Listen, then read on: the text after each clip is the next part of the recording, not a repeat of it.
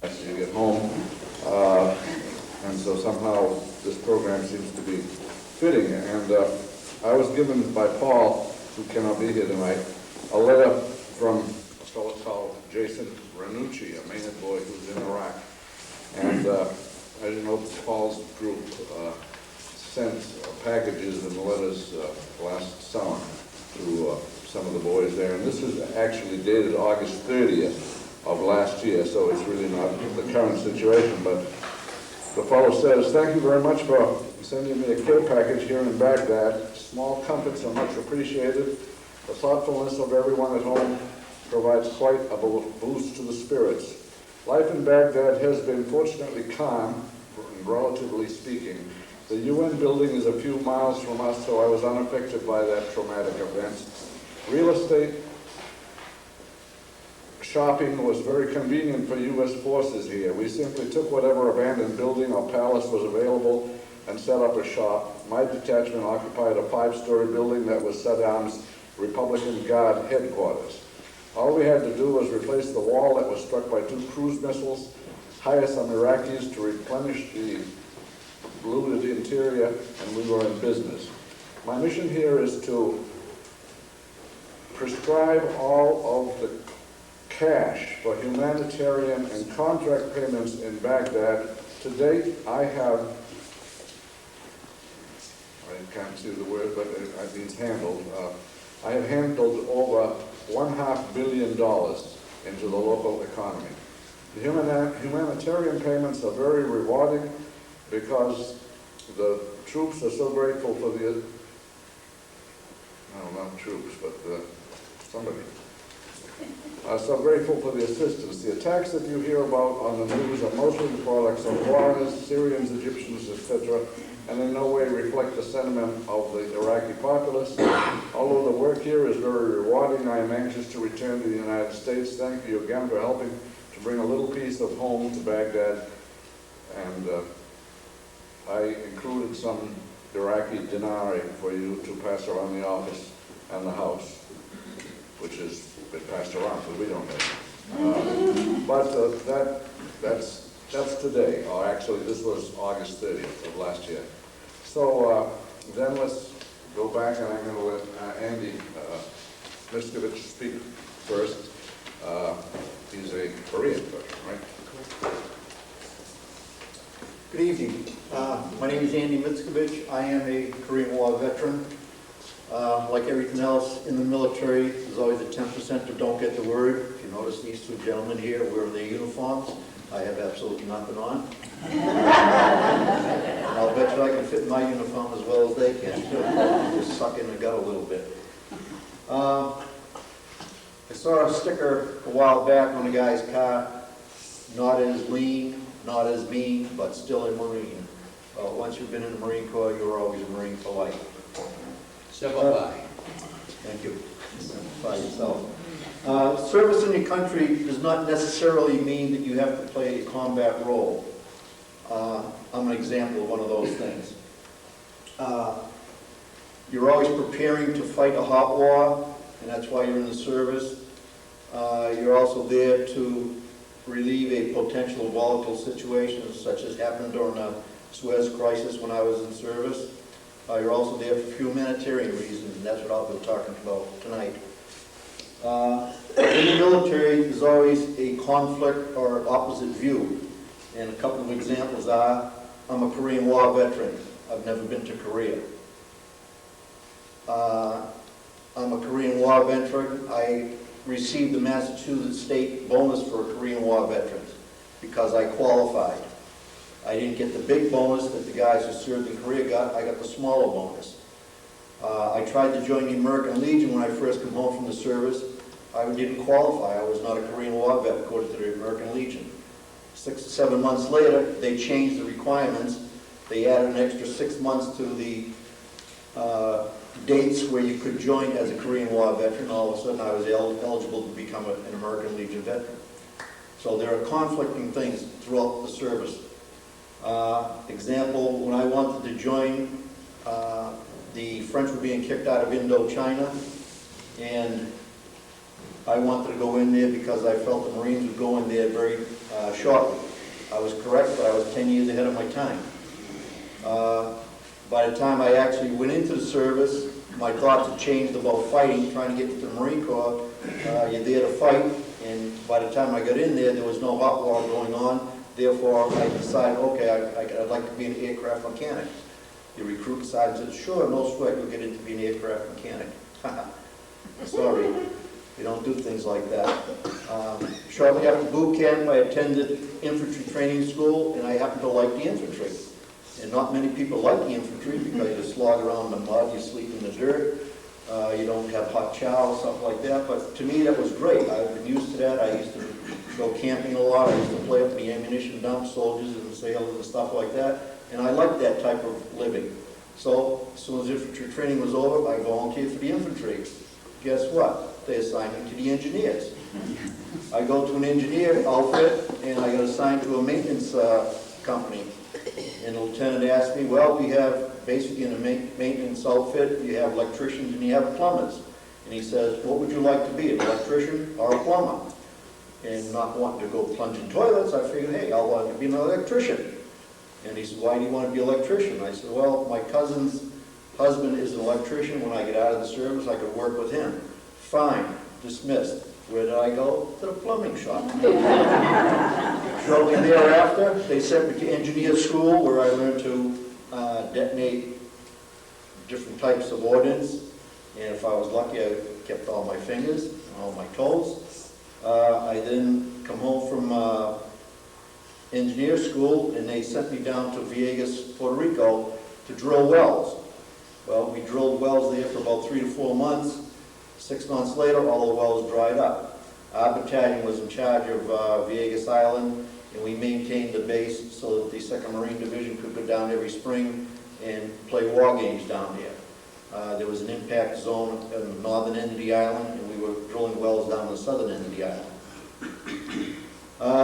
What happened after that? I come home from Vieques, and then down at Camp Geiger, they woke us up one night, late September, early October 1955, and there was a major flood because Hurricane Janet had hit the Yucatan Peninsula and flooded approximately 32,000 miles of Mexican territory, including the city of Tampico. Well, they sent us down there to help out. They woke us up around midnight. They sent us down to Corpus Christi, Texas. Then they flew us over into Tampico. We pitched our tents on one side of the airport. The Army had some ducks on the other side of the airport, and they set up a field kitchen with hot chow.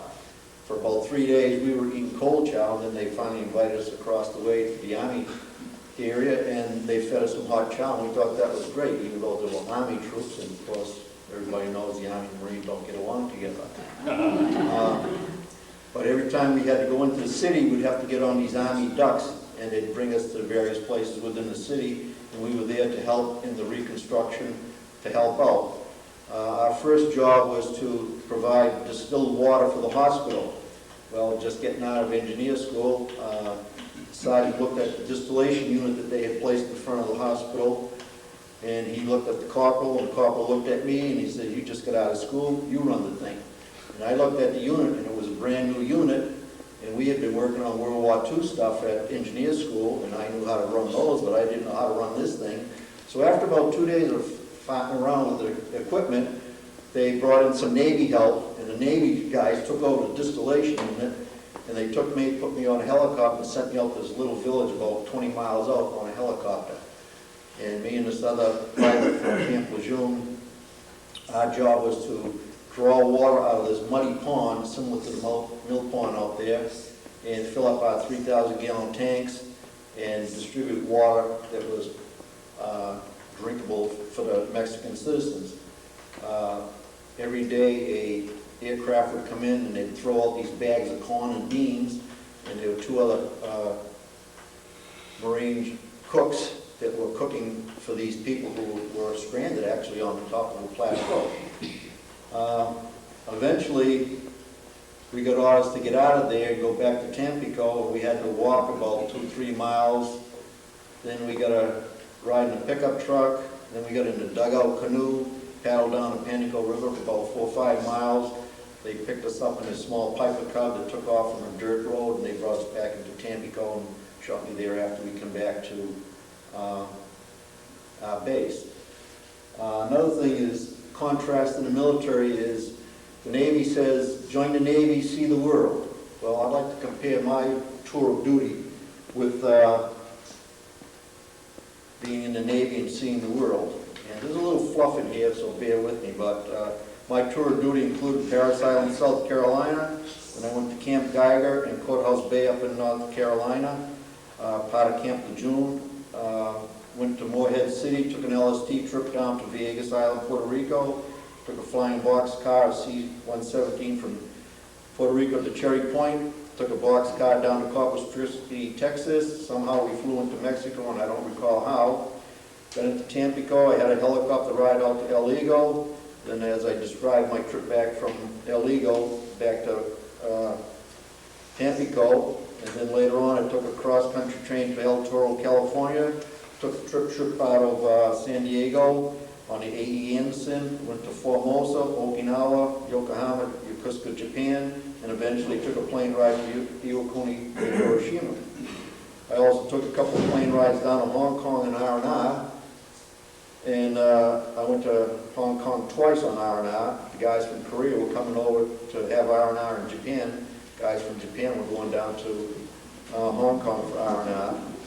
Then I took a trip back to the United States. I went under the Golden Gate Bridge, went into Treasure Island, California, took another cross-country trip to the Marine Barracks in Boston. Actually, it was in Charleston. Spent a couple of weeks in the Chelsea Naval Hospital, then back to Marine Barracks in Boston for discharge. I have more sea time than my naval friend from Concord, who served on an aircraft carrier. Being in the service for 3 years, I was 1 day short of being overseas for half of my tour of duty. My military records show overseas duty of 1 year, 5 months, and 29 days. Another thing is, when we were going over to the Far East, like I said earlier, I had volunteered for the infantry, ended up in the engineers, wanted to get into electrical unit, ended up in a plumbing shop. When we were going over to the Far East, they gave us what they called a pre-selection location. We had a choice of going to Okinawa, Japan, or Korea. Well, a couple of us put in for Korea, a couple of guys put in for Japan, a couple of guys put in for Okinawa. I don't know why they put in for Okinawa, there's nothing there. But the guys who put in for Japan ended up going to Korea. The guys who, like myself, put in for Korea ended up in Japan. So anytime you do something in the Marines or any military, if you volunteer to go here, you got to go over here. If you do this, you got to go over here. So you got to watch yourself all the time. As a 17-year-old, I joined to fight. Unfortunately, or fortunately, I didn't. But then as a 17-year-old, you don't know much. And then about 10 years later, after I visited Brockton VA Hospital, or the Bedford VA Hospital, I realized how lucky I was. These guys with all their written, well, they fought and they did a good job. But I guess I was lucky. I got all my fingers, I got all my toes. So that's basically what happens if you're in a peacetime role in the military. So I congratulate you guys.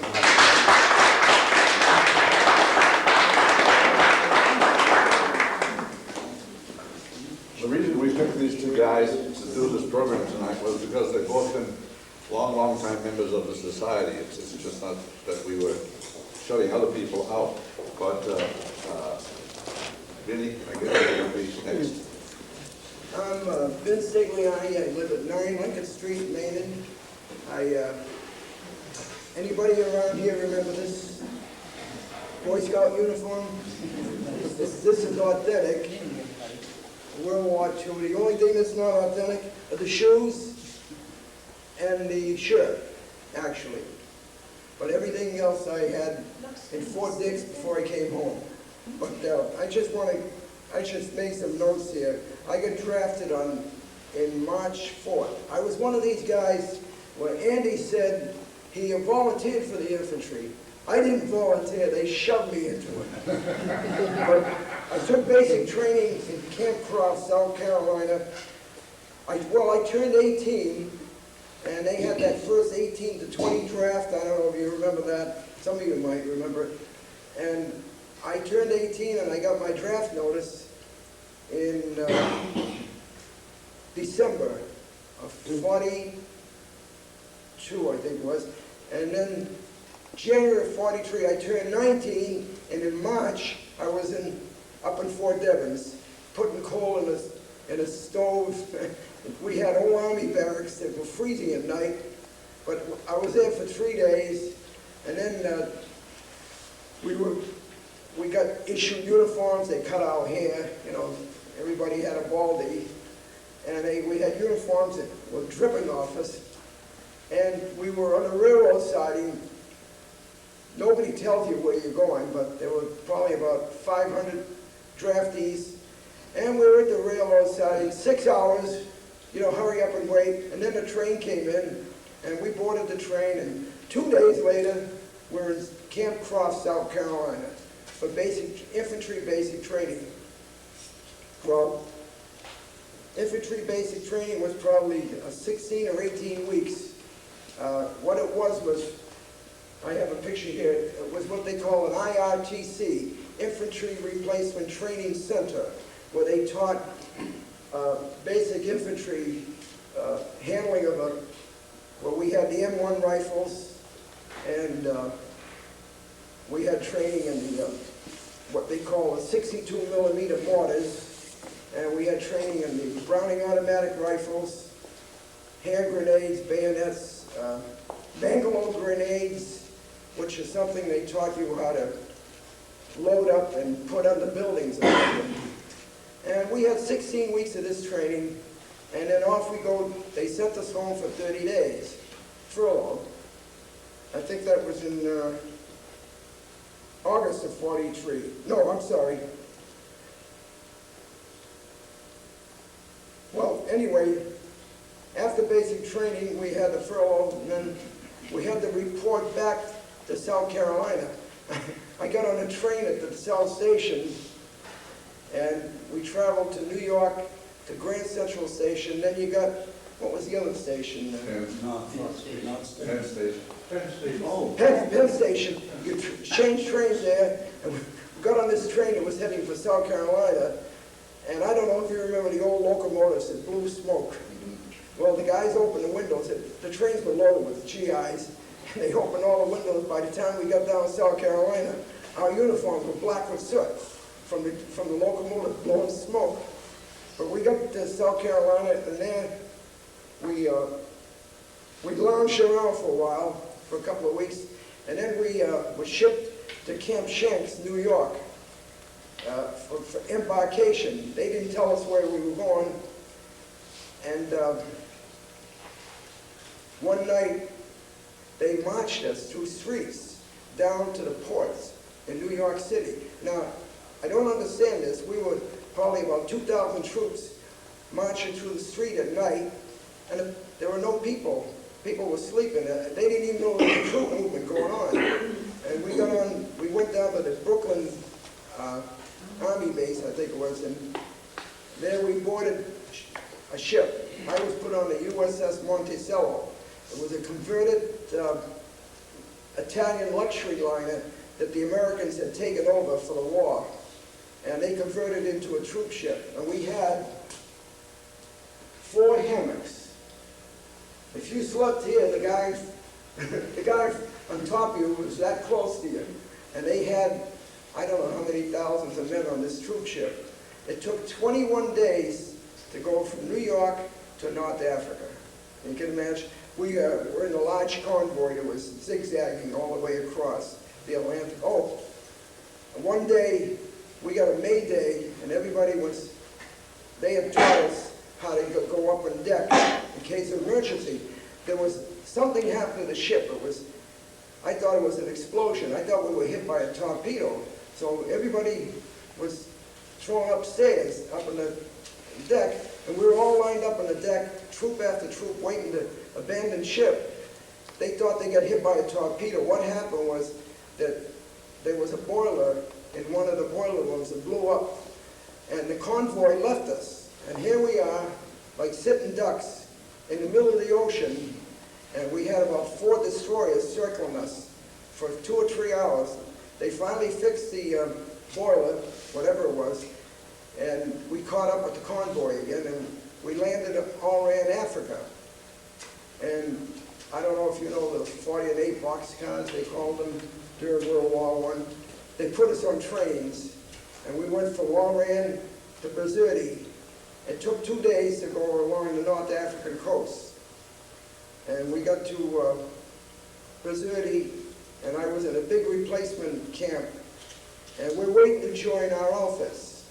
Nobody knows where they're going, so, you know, we're all waiting, hanging around, wondering what the heck's going on. Meanwhile, we're getting air raids at night. The Germans were in Sicily and Italy at the time, and we were in North Africa, and they were coming down every night. They were trying to hit this replacement camp we were in, and they had about probably 20,000 troops in this camp. So we survived that one, and then they put us on these LSTs, I think they call them, landing ship tanks. From Oran, Africa, we went to Sicily, and we landed in southeastern part of Sicily on the beach.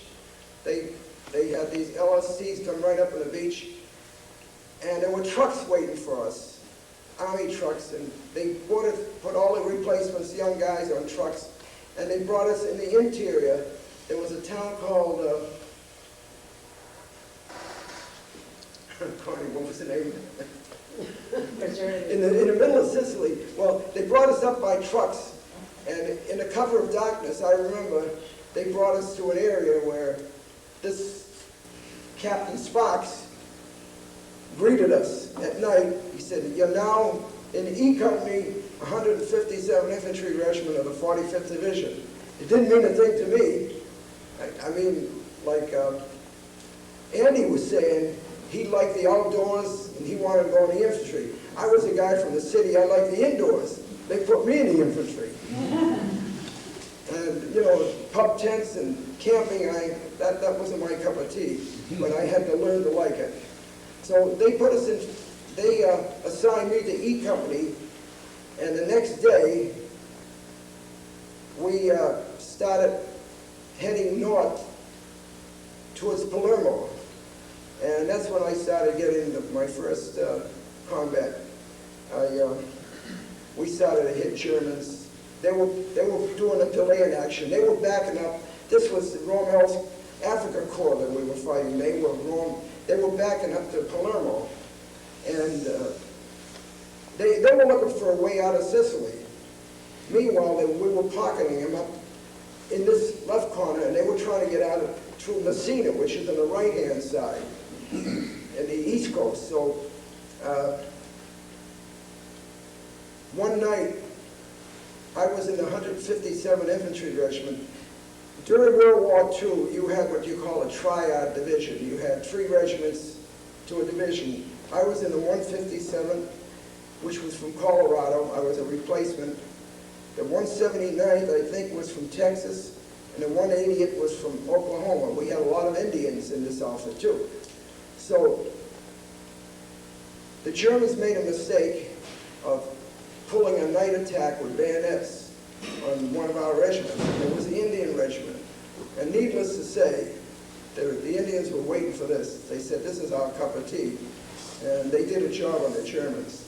Our hospitals were full of wounded Germans the next day.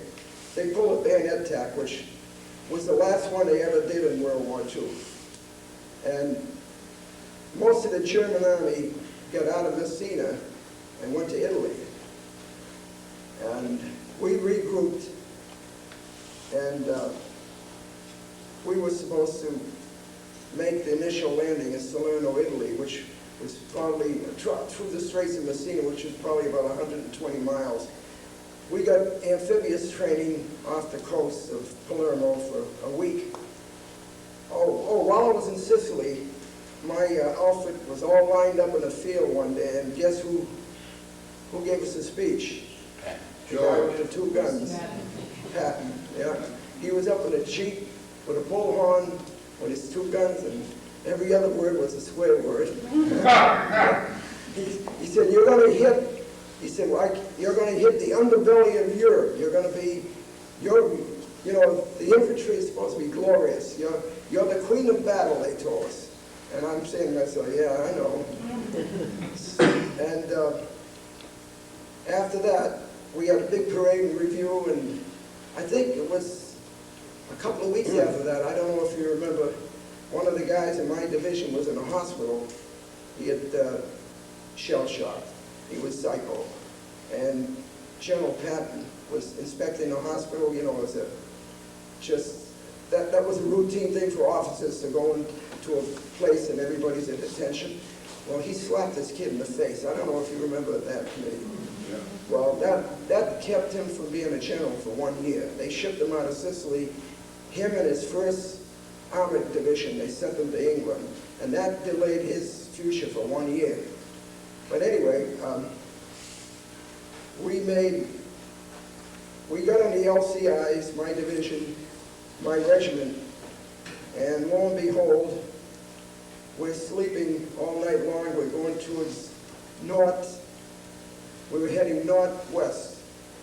And 4 o'clock in the morning, we're starting to come into a beach, and I see all these, you know, water foaming all around us. And they said, everybody fell on their faces in the LCIs. We were going into Salerno, Italy. We were third wave. And when we got on the beach, it was like the first wave. I mean, the Germans had every bit of that beach zeroed in with artillery like I'd never seen in my life. My LCI came in, the ramp went down. Before the ramp went down, I dove over the side. I just took off my helmet, my pack, and I just dove in the water. And I swam ashore while the other guys were coming off the ramp. I ran on the beach, and I saw a big, like a gun emplacement with sandbags, and I dove over the sandbags right in. I thought it was going to be like 2 feet. It was about 10 feet. I dove into a British anti-aircraft battery gun emplacement. I didn't, and there were 15 guys were down there, and I stayed there for about 3 hours. And then the German artillery let up, and I come out and I rejoined my E company. My company commander was wild. Where the hell were you? And I told him, I said, hey, when I landed, I didn't know what was going on. There's spouts of water everywhere. You know, I knew we were in for it. So I rejoined my company, and we fought our way up through Salerno, through what they call Avellino. Oh, incidentally, when I come home, my mother told me that's where she was born, in that province of Avellino. Little did I know it, in Italy. We went up through, this is a period of another month. We were pushing the Germans back every day. I had skirmishes that, I don't want to go into detail on that. That's kind of gory.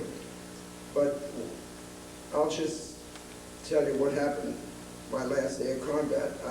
I was a scout, and my E company was at the, we were given a hill to it. See, we had one hill after another to take. It was a lot like Korea.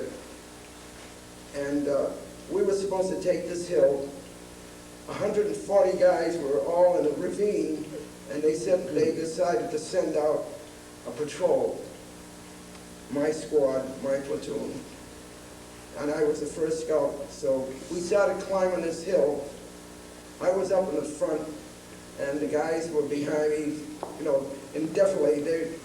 In World War II, what you did was you walked until they shot at you, and then you went down. But it was a foggy morning. The fog, I couldn't see where I was, but there was like a field, and the fog was just starting to lift. And as the fog lifted, machine gun fire came from all ends. I went down on my face, and I told the guys behind me, and they all they all flattened out, and Germans were firing from up on the ridge at us, and they were throwing these potato mashers at us, the whole thing. And then they started shelling. Either they had what they call screaming mimes. I don't know if you heard of those. They were a German mortar that had like 8 shells. And they all went off at once. And when they hit, they put a pattern of fire. They could cover this room and just blow everything up.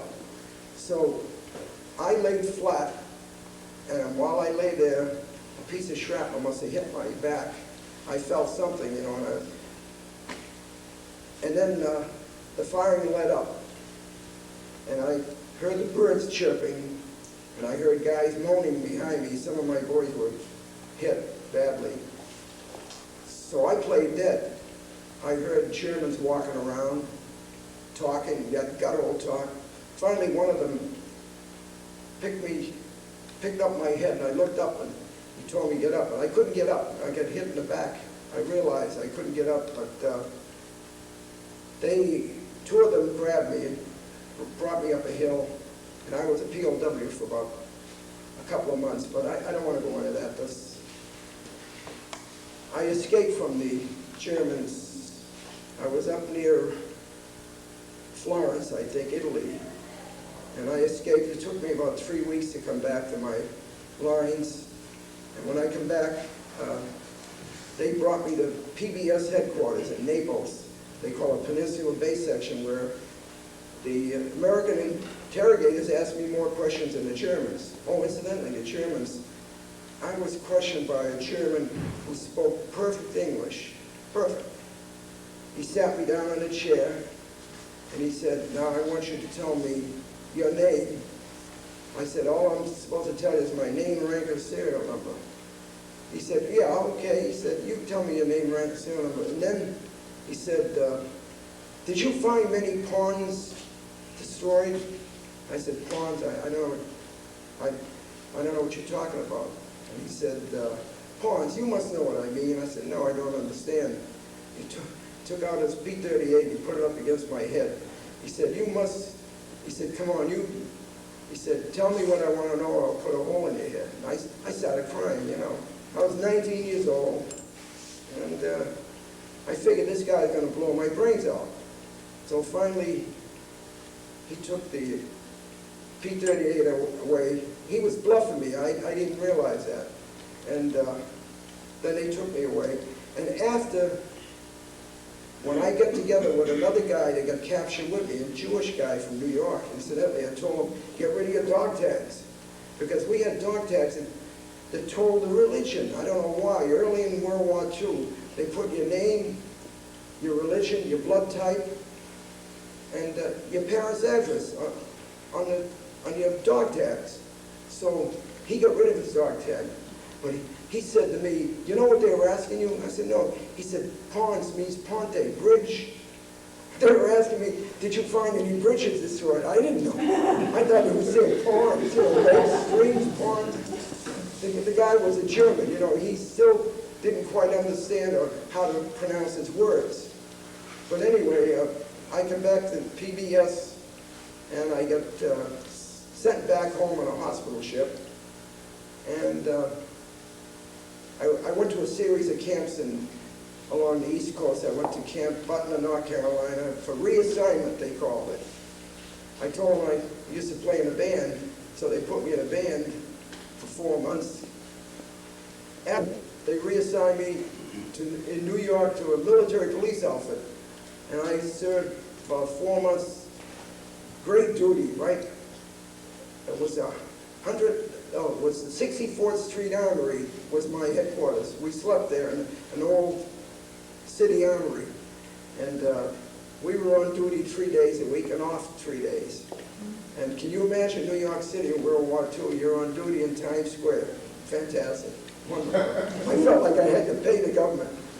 And one day, I was on guard duty at the gate as you come in over the ramp, and this Jeep comes up. And I stopped it. And I asked him for his form, we called it a Form 7. they had to show you Form 7, showing that the vehicle they're driving is authorized by them or some officer, and they're on duty. You know, they're on an official mission.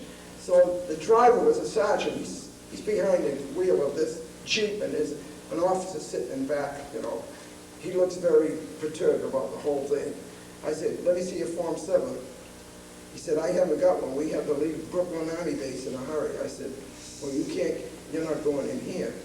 He said, oh, that's what the officer said. Pass on. He said, drive on.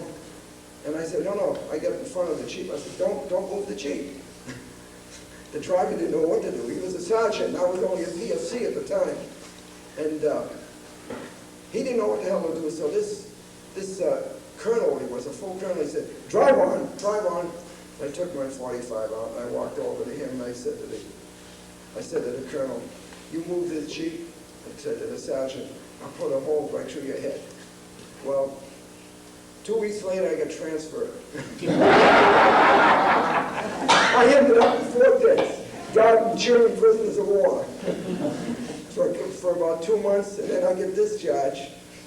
They gave me my walking papers from Fort Dix, gave me this thing sewn on, where is it?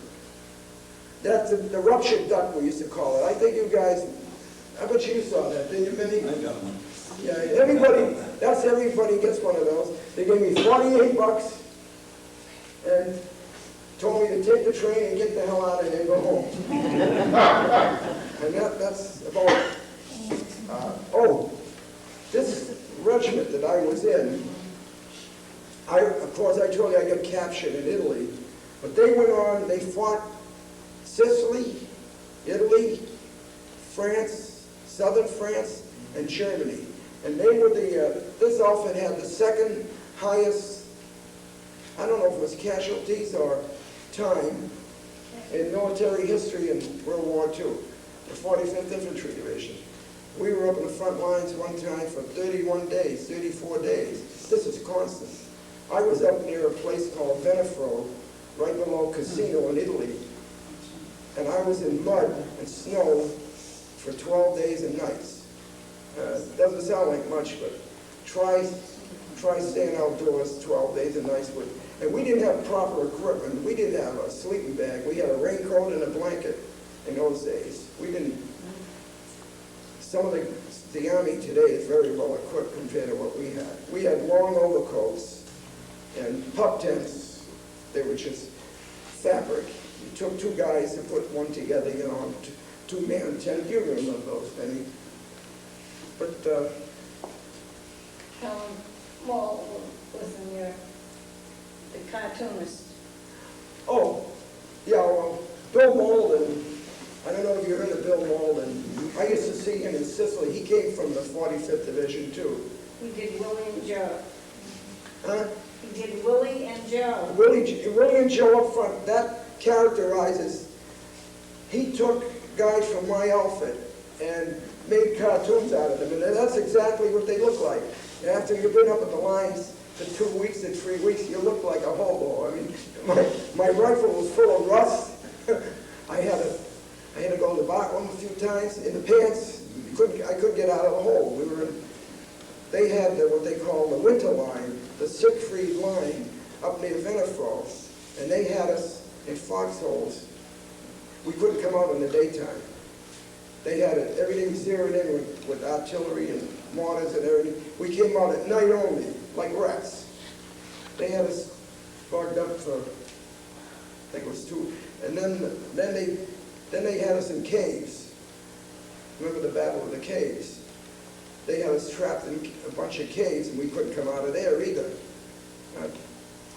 But anyway, I have all this stuff here you can look at.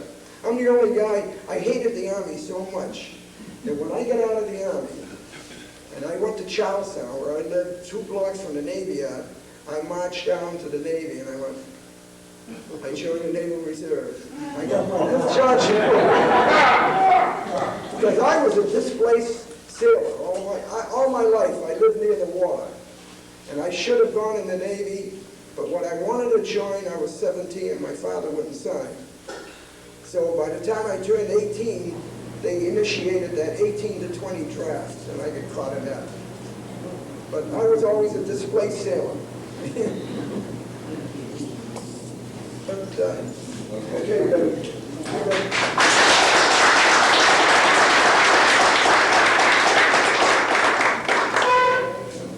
Before I start, I'd like to call your attention to some of the things that might need explanation.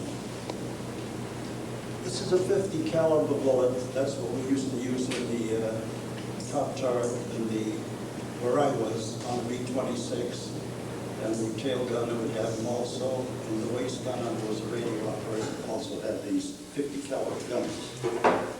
And this is a dummy 30 caliber. In fact, these are all dummies. This is a 30 caliber bullet that they had in the service.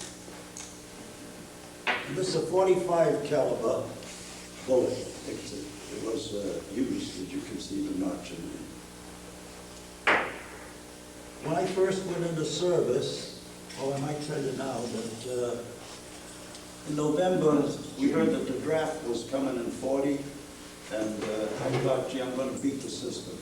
I'm going to volunteer for 1 year and then get out. So close to the 1 year, like November, I put in my application to get out after the year's services. I didn't want to get drafted and get sent somewhere else, so I volunteered in that case. Put in the application to get out, and then comes December 7th, Pearl Harbor, just tore up the application and stayed in for the remainder.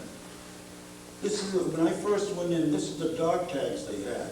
It was World War I dog tags. All they had was your name and serial number.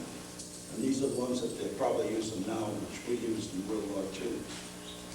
You might see a notch in the, that was, they opened the mouth of the person that got killed and they'd keep it open like that so they could do something with it. And it had your name, C for Catholic or P for Protestant or whatever, and your AB, your blood type. C rations, you probably heard of C rations, and this is the can opener that they used to give us to open. This is a piece of flak. That's a small piece, but they have been bigger than that they even made planes crash. But I don't know where that came from, but our bomber gave a kid with flak, and he just had a small one, so maybe it came from the plane that we used. V letters, you probably heard of V letters? This is the way they sent messages from the States to us to save space on the planes, probably ships in those days. And this happened to be one from Ralph Sheridan that he sent him. This is a picture of my crew before we went overseas. We had a post for pictures, all the crews were having that done. When I went to gunnery school, after gunnery school, they gave you these aircrew members' wings. I don't know what the reason was. Most of the fellows that graduated from gunnery school would buy a 50 caliber bullet on wings. They wanted to be different than the aircrew members. And another thing is, I don't know, I heard it from some of the fellows that they never polished their silver wings. For luck, superstition, or whatever. Also, after they got their wings, they would go to Mass at the chapel. Many of them put their original aircrew member wings on the altar, or side altar. And that's the story of those. I don't know what this is, but it's a cute little thing made out of pennies during the war. Somebody made it. I don't know where it came from. It's like a hat of a helmet. The GI and V for victory, and the date is 1936. These are some of the things that we picked up in Germany. We had a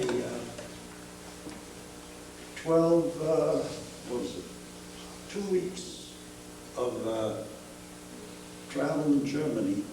The infantry used to send their people for going to an air base and fly missions if they wanted to see how the Air Corps operated. Then and in turn they would send the Air Force people, Air Corps people to Germany on visiting different outfits. And we went with one outfit, and we'd go just the way the infantry go. The tank would down the road, and the men would go on the sides of the fields off the road. We went through 2 towns. We didn't find any resistance at all. And then we went to another place to visit infantry outfits, and they told us that the third town that they took, they had resistance, so we left out. And we went to one place there, and they had these displaced persons were rounded up because the Americans were coming in, and there's one person who spoke Polish. He says, asked if I could go to her husband. He's in the next town. And I don't know what the thing was about these. I says, go see the officer in charge. So I don't know what happened there. These are, on our trip that visiting different places in Germany, we confiscated or borrowed a few things. Here I have a set of German postcards, and each one represents different outfits in Germany, artillery, Air Force, and all that. This is a list of our squadron, this is the squadron.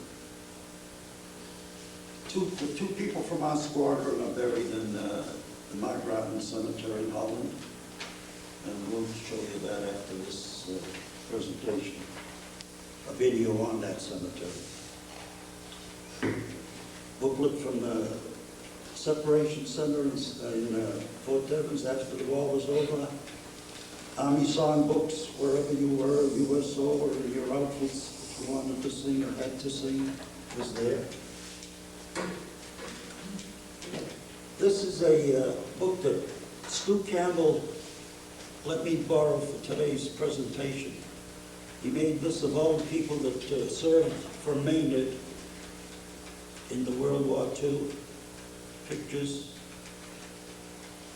and even the ones that are buried in Margraten Cemetery in Holland.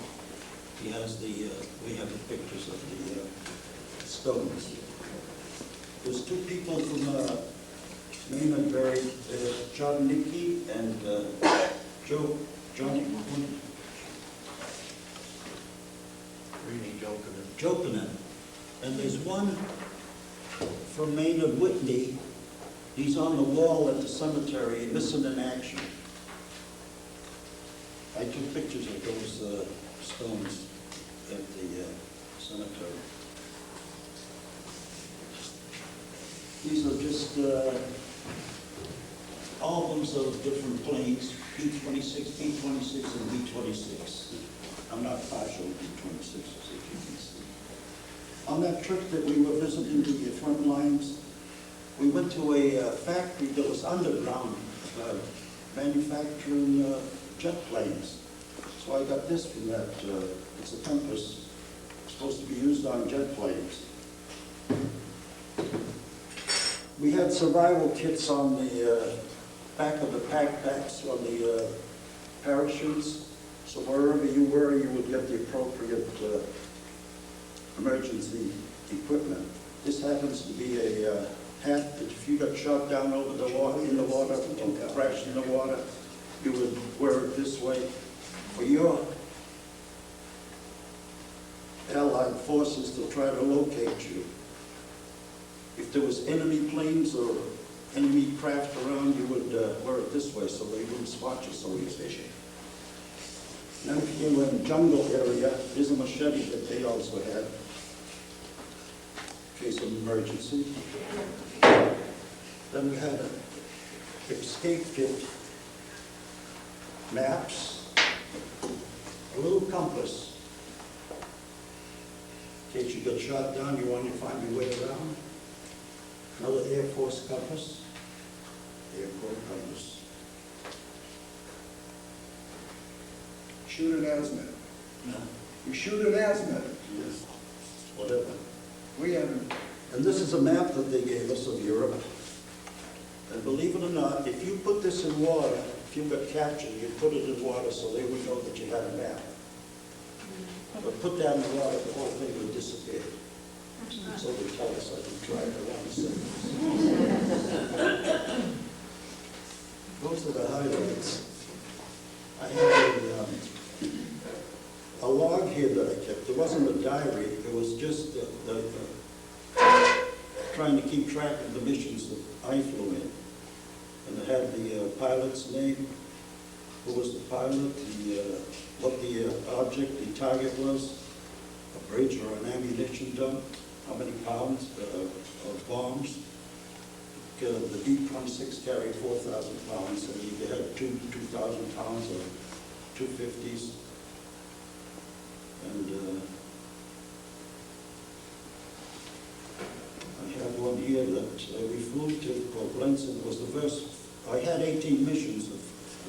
The worst one was at Koblenz Bridge in Germany, and there were so many planes going down and parachutes open up that when I was going through, they have what they call a bomb line when you're going on your target.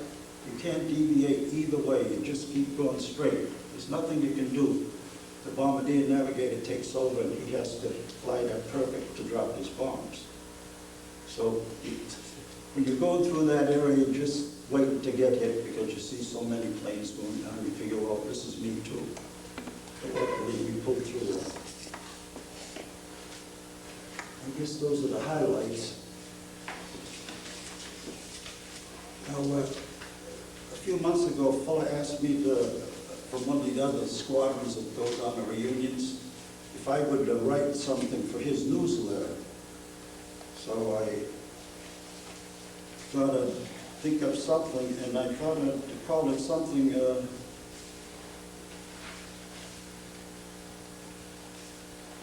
memories are made of these thoughts. He said on the annual reunions he would ask a few of the members that were there to give some pros and cons of the mistakes or the good news that they could give for his letter.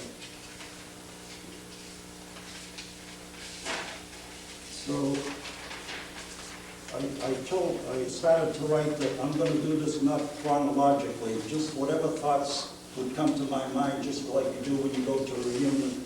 One guy starts up talking about something, back and forth, back, nothing in sequence. So that's the way I'm going to do my little presentation today. First, as I told you, I got, was it a number about 11th one to be drafted in the United States. Belly Kangas and I went in about the same time. He was probably 12 and I was 11 or vice versa. And the number one draftee was from Everett, Massachusetts, John Lawton.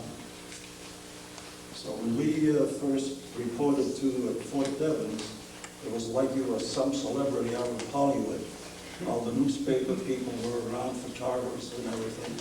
And we had our first Thanksgiving Day dinner down there and showed us at the table and all that.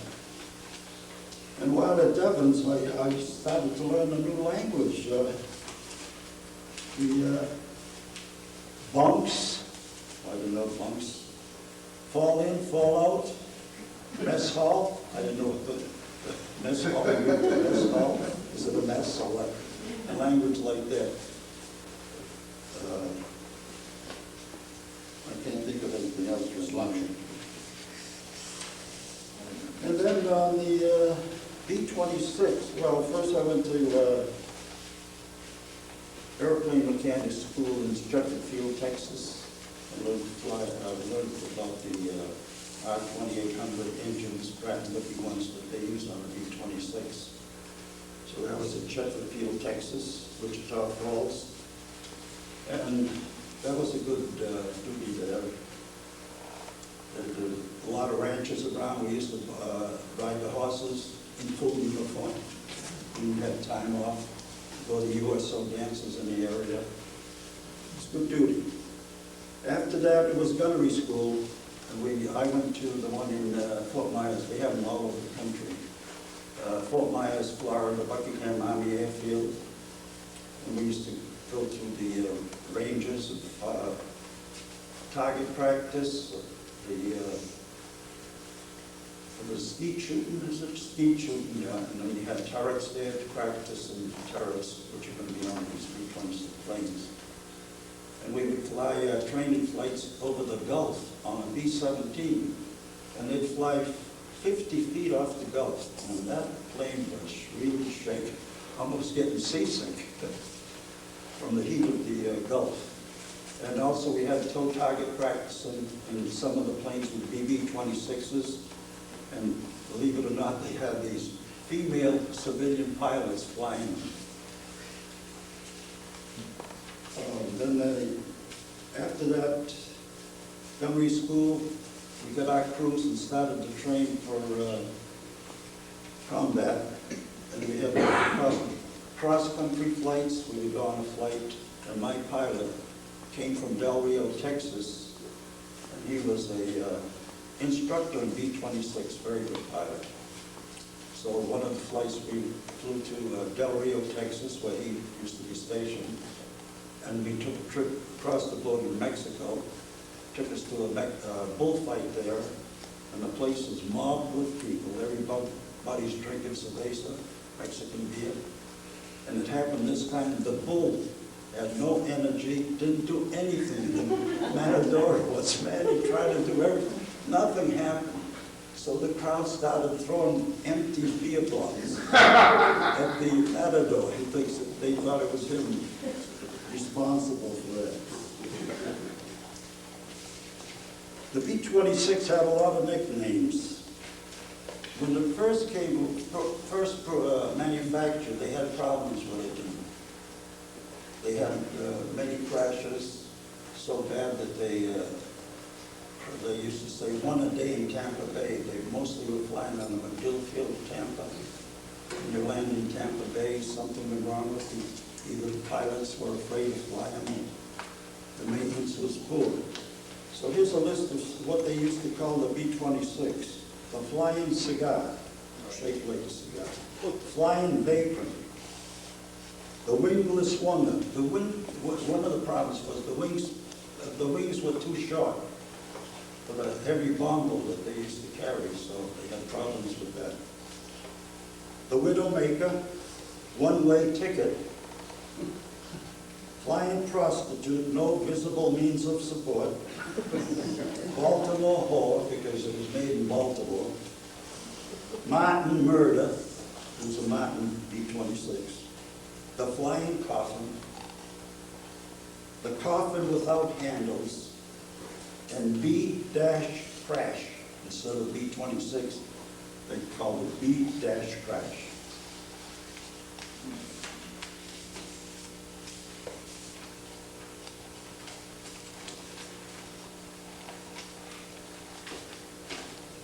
Well, I'm going to scoot around on the different thoughts that come to mind. I flew over with the crew to start to go overseas from the States.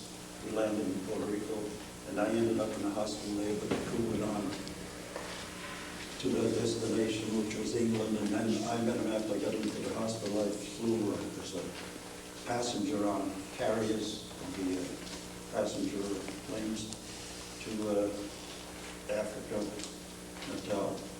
From Natal, Brazil, we flew to Dakar, Africa, from there to Algiers, Casablanca, England, and then I met up with my crew in France. We, 1037 was our number of the tent. We had about 7 or 8 fellas. So we had bunks in the tent. Steel helmet was a wash basin. Laundry we would do at times, but when the weather was real bad, we would have local women doing it for us at a fee or a barter or a trade or something. We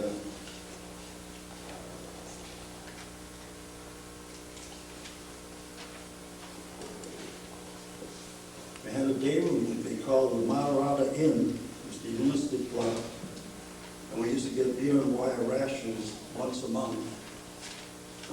And I would like to read something from one of the governors that wrote in some newsletter. And it's about the same system that we had in flying a mission. Approximately 4 hours to scheduled takeoff, all crew members would be awakened and alerted by the squadron orderly. This would usually occur around 4 o'clock or 4:30 in the morning. And of course, the first order of business would be latrine. Next would be the mess hall for breakfast of scrambled powdered eggs, toast, donuts, and strongest black coffee ever made. After a hasty, rather tasteless meal, all flight crews would be transported by Army ground transport 2.5-ton Army trucks to the Flight Operations Building. Upon arrival at Flight Operations, there would be a series of briefings by the Operations Officer and the Weather Officer. During these briefings, the target assignment would be announced, purpose of the mission explained, type of ordnance to be carried, and other pertinent facts related in detail. At the conclusion of these briefings, there would be church services and communion made available to anyone who wanted to participate. I can vouch for that. Believe it or not, almost everyone attended these services. Upon leaving the church service, the aerial gunners would pick up their chest-tight parachutes, flat vests, and helmets. Of course, the Red Cross donut wagon was serving weak coffee and not fresh donuts. Waiting on the hard stands at the flight line were 36 Martin B-26 Marauders, loaded with bombs and ready for takeoff. The dedicated ground crews had been working hard all morning to get the beloved bird ready for the upcoming mission. They took great pride in their work and loved their assigned aircraft. Now, with less than an hour left before engine time, the air crew would report to their assigned B-26 Marauder. Upon arrival at the aircraft, each crew member knew his job and methodically went about conducting pre-flight checks of their respective equipment. With props turned, all aircraft pre-flight checks completed, and the B-26 was ready for takeoff. The crew would stand around and patiently wait for the signal to start engines. In many, many instances, inclement weather, snow, icing conditions, fog or heavy close cover could cause the mission to be delayed for hours or sometimes even scrubbed, canceled. I might mention that they had a saying, milk runs. What that meant was the weather was so bad that they wanted to get the mission completed, so the heavy cloud cover. But they would have one plane that was called the Pathfinder. That was the lead plane, and it had the radar equipped on it. And you'd go to your target, and you would drop upon, after the Pathfinder would give the signal, all the planes would drop the bombs at that particular spot.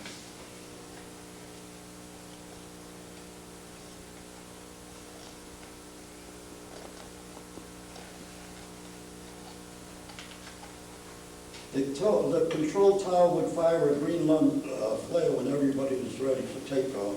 The lead flight of 6 planes would move out onto the runway in a staggered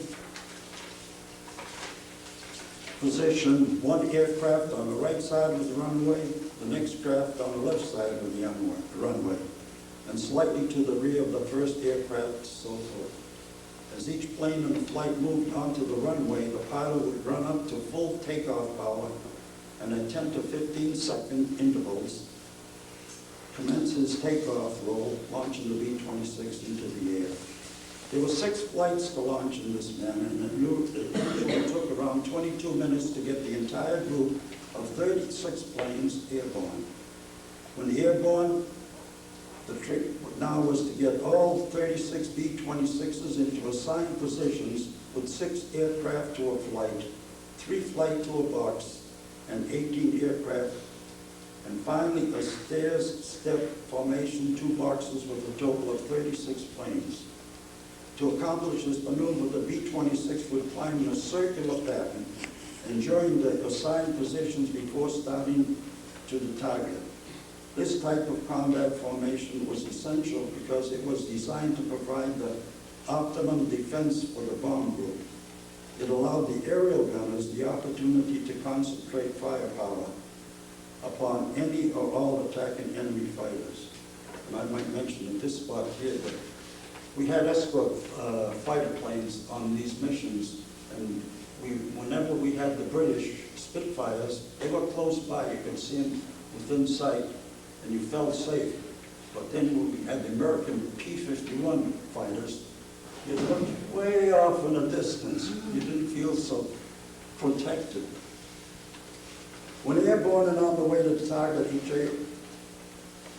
aerial gunner and would assume his respective gun position either in the top, waist, or tail turret. He would remain for the entire duration of the 3.5 to 5 hours of flight time to and from the target. The duties of the aerial gunner would be constantly vigilant for that enemy fighter lurking nearby, poised to struck with a vengeance. Of course, when the German fighter did attack, it was the aerial gunner's task to knock it out of the skies. When on a bomb run over the target, the sky was dotted with those black puffs of flak. So close you could smell the acrid stink of a gunpowder.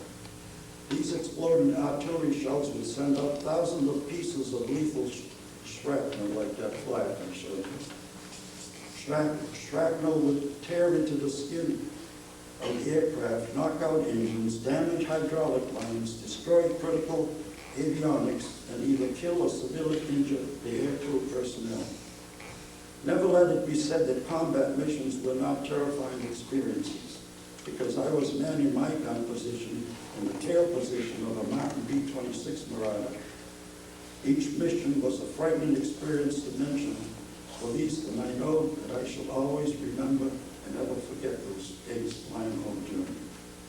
Upon returning from the target, all B-26 Marauders would peel off from the formation, land and trail at 10 to 15 second intervals, and taxi to their assigned stations at the apron. Air crews upon landing would visually check their beloved B-26 for damage and ascertain the condition of all critical equipment. With this inspection completed and the subsequent discussion with the ground crew over, the mission was still not finished.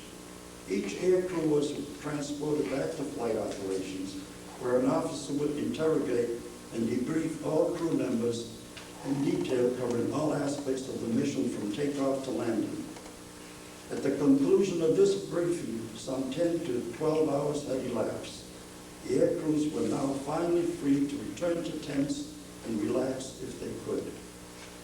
And I might mention, in our squadron, whenever we had a mission, we'd get a shot of whiskey at the flight surgeon's tent. If it was a rough mission, he'd give us the bottle and go to your tent and take care. And before, he doesn't mention this, but in our squadron, they used to give us a Milky Way and a package of gum on every mission. But when you get up to about, well, we used to fly around sometimes 14,000 feet, but probably around 10,000 feet, the Milky Way would be a frozen Milky Way, and you'd have to chew it. So that's his version of it, which is pretty much the same as mine. One mission I flew, I had to have guard duty after the mission. Believe me, I was tired. Speaking of guard duty, we had a warning one time that there were Germans in the area in American uniforms speaking perfect English, to be aware of that. So we were on the alert for that. Oh, I got a 2-day pass in Paris. The Glenn Miller band was there at one of the theaters I went to, but no Glenn Miller. And you know the story that he was lost over the channel. And while speaking about his band, at our squadron, the band was visiting the area, and we had a softball game with the band. And you probably, I don't know if you remember, Johnny Desmond used to sing with the Glenn Miller band. He was one of the fellows playing softball, and I happened to keep the score. I don't know whether you left it here or not.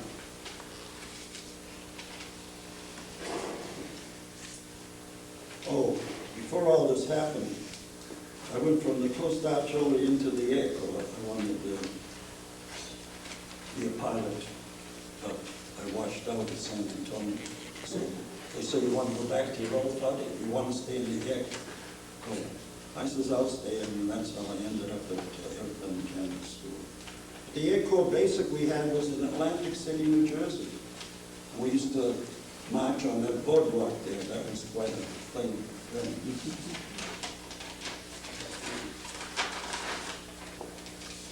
I heard expression just a few weeks ago, clipped wings. I didn't know what that was all about. And a fellow told me that there were some officers, pilots, that knew about this B-26 and were assigned to a B-26 and had problems.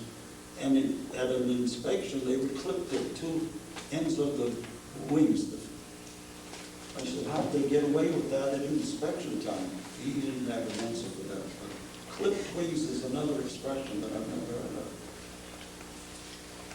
Targets. We used to have alternate targets on every mission we went on. So we were assigned to one target in Germany, and all of a sudden they told us, take your alternate target.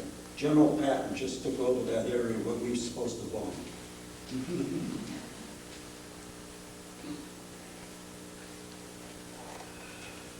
I guess that's about the highlights. And we don't say it's more, but it's only a certain time when you have to listen. After the war ended,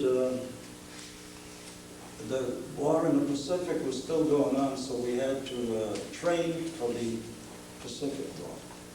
And we had training flights where crews would crash into steeples, get killed, crash landings and everything. And finally, the war ended in ETO, and on the day that ETO ended, they had a big parades all over Holland, and everybody was marching hand in hand, celebrating the celebration. And one of the girls that was on one side of me is my wife. I never thought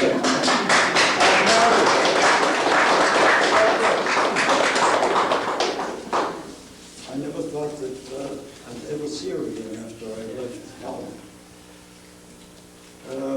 They were sending us back to the States, and they sent us to these cigarette camps, Camp Carrington, Camp Mel,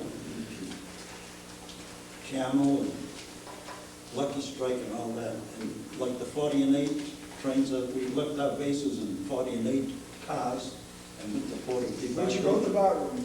Hmm? Where did you go to the bathroom?